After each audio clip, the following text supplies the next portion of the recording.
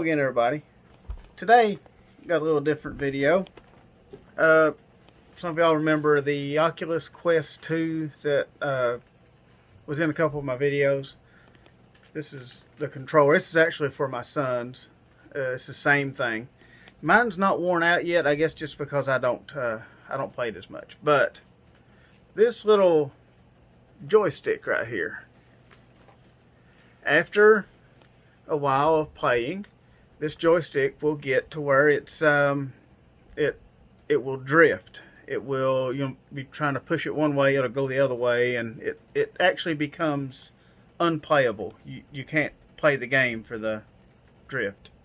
And it got bad enough that actually he went and bought another controller, but today we're going to try to fix this one. And what I got on Amazon is a little joystick, and this is the piece that the little knob sticks on, and you can see it moves. This is the problem that causes your stick drift. It's actually contacts that are inside of it. Let's get to work on this. We'll have to tear this controller down. Now, a little disclaimer here. I mean, if you do this, there's a chance you could break your controller. Fact is, right now your controller is not working anyway, right? So if you break it, you're not really any worse off. You'll have to buy another one anyway. So don't blame me if you get in there and you break your controller. This is just for informational purposes only. But anyway, let's get into this. Okay, so first off, as you can see, this of course is the controller. You can pull battery cover down like that, it comes right off. Got to get this strap out of the way, it just pulls off too. Then first thing we need to pop off is going to be this little black ring. You got to take this thing completely apart. So what you got to do, you got to get up under here and just start prying. And you can see this side is already popping up a little bit. Now be careful, don't just jam it in there where the buttons are and stuff like that, because you can end up breaking it. Just slowly work it around until it gets to a point where it will pretty much just pop off.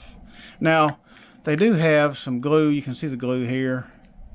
And you have to push a little bit on it. This part will probably not break, but what you got to be careful of, you have this spring. You see this spring right here? This goes up into here. It's a capacitive touch sensor. And that is what, if you'll notice, when you put your fingers down on it without even pushing any buttons, it will show an animation of that. That's not hand tracking. That is actually, when you touch it, you have a capacitive sensor in here.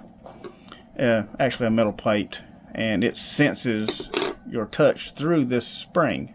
It does the same thing through the buttons. The buttons actually have springs in them too.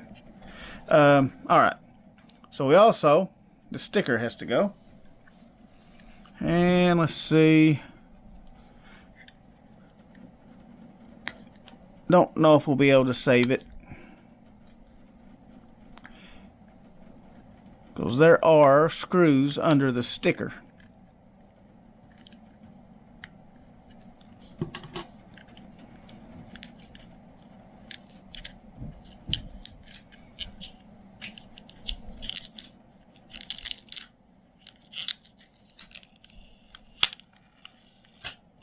Okay, so I managed to pull it off one piece. Now under here, there's 4 screws. There's one here, here, and here, and right here. Now the kit that I got off Amazon comes with a little screwdriver to take that off. Now the shipping is one thing I wouldn't recommend with this particular one that I got, because they just came in a little cardboard box and they were not protected. Some of them actually come with a plastic box, which will actually keep anything from pushing on these. So they don't feel like they're hurt, but still, It would be better if it would have been in a little plastic container or something. But it does come with all the tools.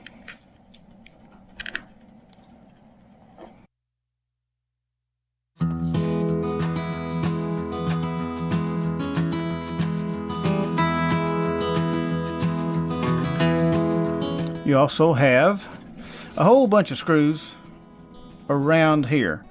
Now, there are these up here actually go into this ring, so this ring will not come off until you take these screws out.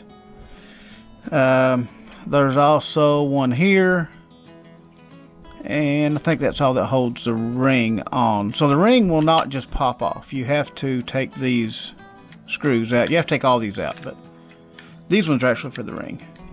And this one was partially out. Yeah, you can see the ring kind of pop open. This one actually had backed out some.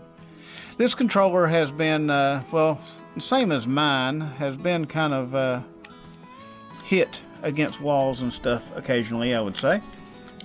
Oh, yeah.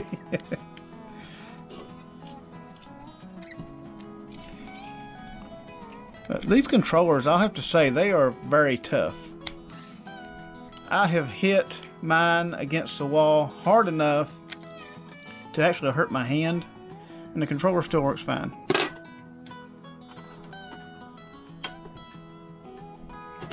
Okay. All these have to come out.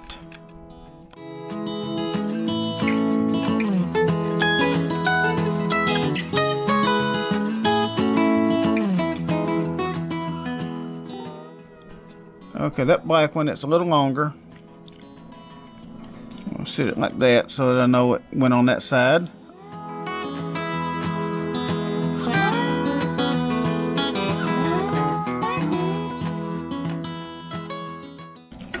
Okay. Fingers are too big. There is a big one. That one will go. Let me pop this joystick thing off. Okay, that one will go right in this.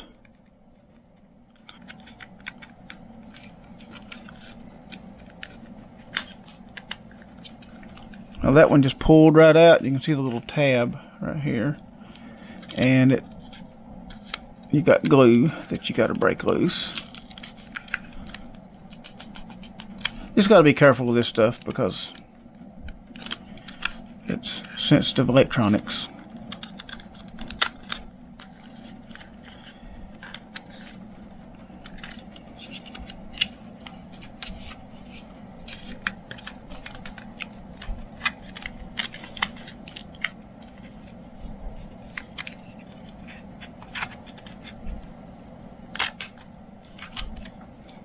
Okay. Come off there now. There it went. Okay. Had to pull harder than I felt comfortable pulling there at one time, but these little tabs right here go into these little holes. That's what was holding me off. I just didn't want to pull it that hard, so if you start pulling, you'll want to kind of work it this way. Work these little tabs back out. Make sure it's still doing its thing. Yeah. Okay. Now maybe we can get... Yeah, there it went. Okay, this...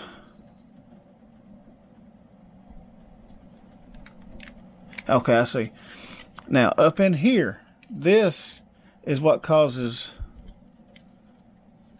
this part of the trigger housing to get caught. Is, you can see right in here, let me take the tweezers, right in there, those two pieces, you can see how they go together like that. They go together through this little hole right here. So if you go pulling on this and that ring is not off of there, yeah, you can see that the ring has to come off in order to allow this to move.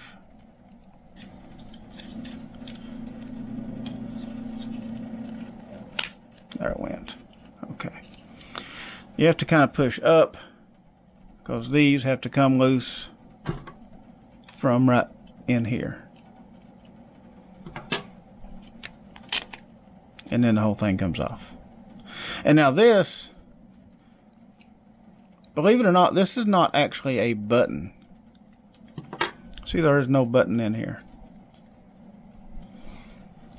This uses what's called a Hall effect sensor, and it senses a magnetic field of this little magnet right here.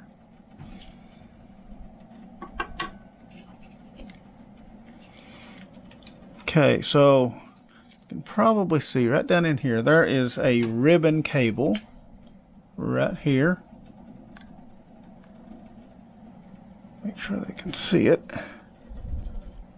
Yep, get it in the light. Right in here, there's a ribbon cable. And in order to get that out of there, if you can see it or not, there is a little lever right here that has to be pushed up. Then the cable itself will come out.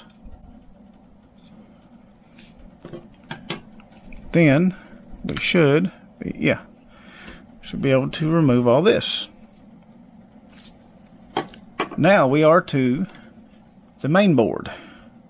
That's where your joystick is at. And it is this piece right here. Now, of course, they couldn't make it. Now, if I was designing this, just a little gripe here, I would put this sensor mounted in here with 2 screws and have the little ribbon cable to hook on where you can get to it. And just have to pop this black cover off and get to the little sensor. It doesn't make any sense to me why they have... Now you even have to take the circuit board off. So, yeah. Or you have to at least loosen it.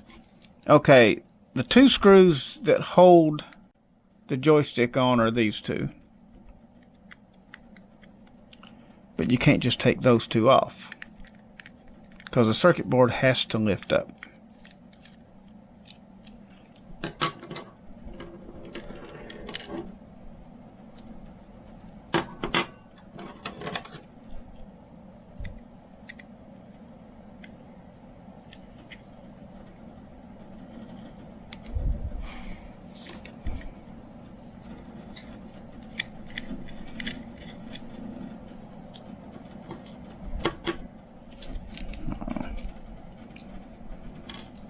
Okay, see, this part is loose, but it won't come off until you lift up the circuit board.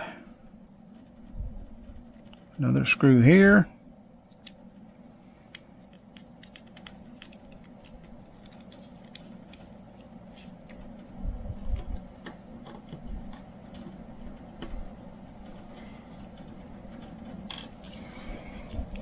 And another screw back in here.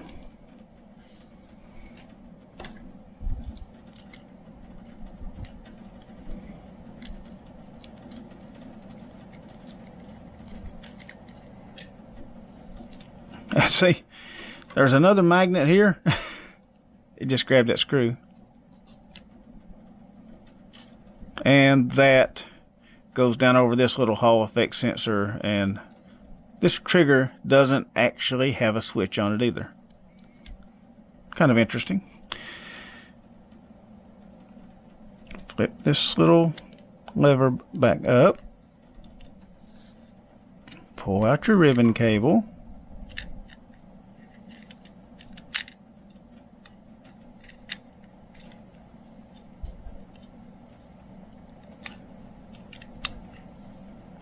Okay, there is the old joystick. And I need to make sure none of the buttons fell out. Okay. Also, you may notice a difference here. There's no spring. That's because you have to use your old spring. So, pull the spring off, and have to make sure you put it back on the other one the right way.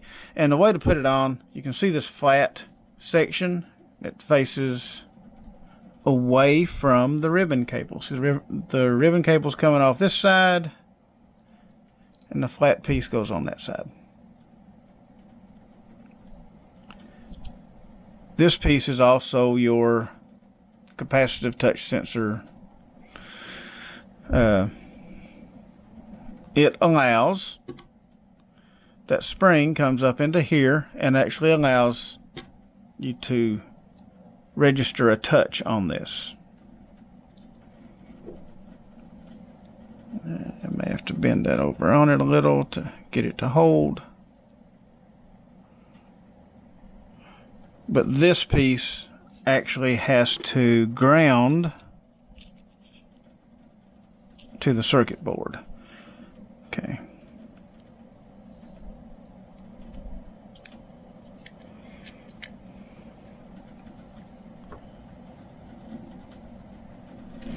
Okay, it's going to be a little fiddly here getting this back in.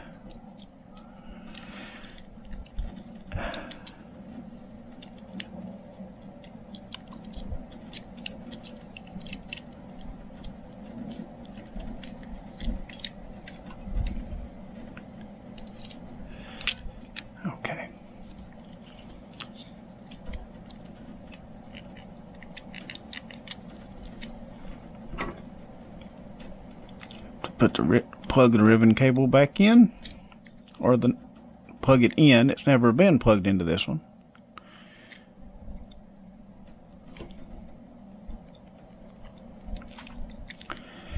Okay.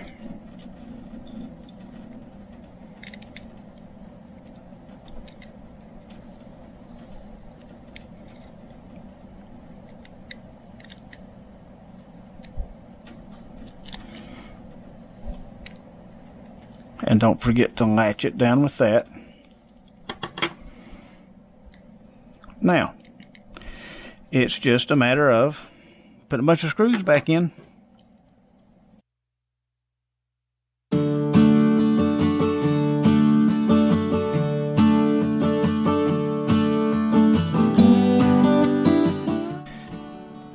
One thing to be sure of, every time that you tighten a bunch of screws up or anything, or even when you snap that ring on, check your buttons. Make sure that they don't stick. Everything works like it should, because sometimes you can get this circuit board in a little crooked or something, and it would bind up a button or something, and it's fine. So now, here, we're going to have to get this ribbon cable ready. To make sure our little lever's up. Well,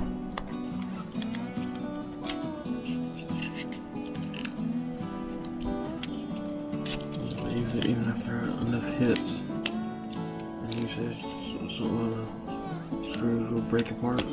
There we go, it's in now. Alright, this was a little fiddly to get in. It was, you just have to keep working it back and forth. There's several different spots it has to mate up, but you can see that it's flush almost with the top. Okay, so now we'll put our ribbon cable back together. You can see it almost fell back in where it goes. It knows where its home is, doesn't it?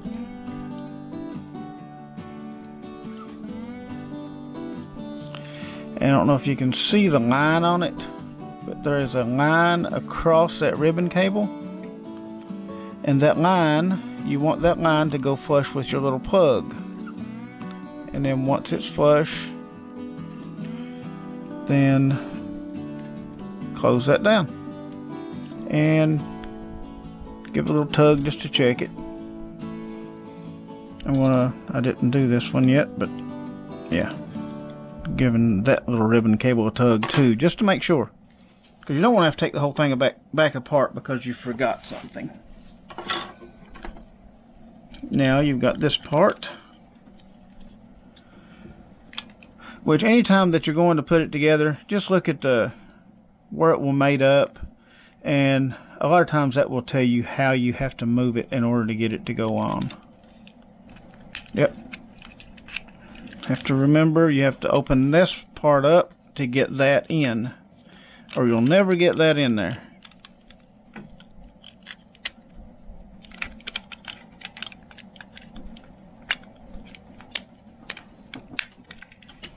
There it is.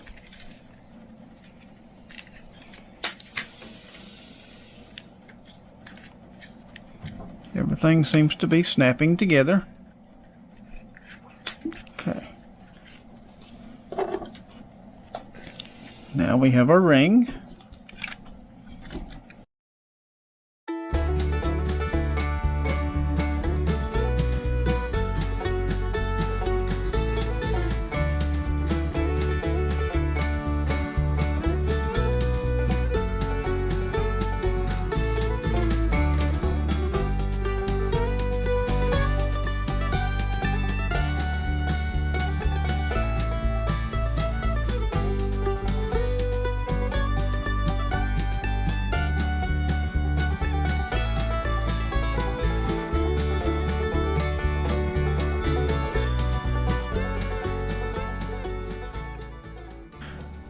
Now that I got all the screws in, everything tightened up, I'm just making sure everything moves like it should.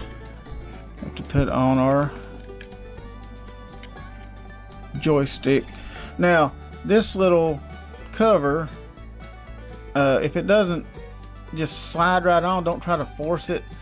You can see, maybe on that, you may be able to see it better on this old one. You can see that that is not perfectly round, so if it doesn't go on, just give it a twist and it should fall on there. Don't try to force it. So that's on. Put our cover back on.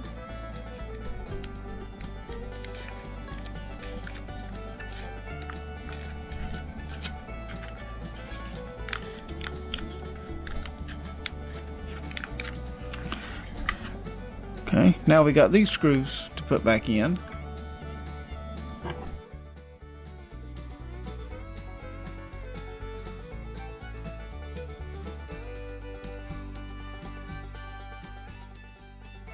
Alright, so there is the little strap, the handle.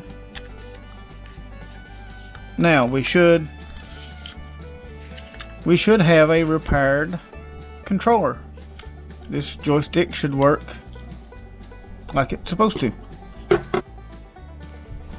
Okay, so that has successfully fixed our Quest 2 controller.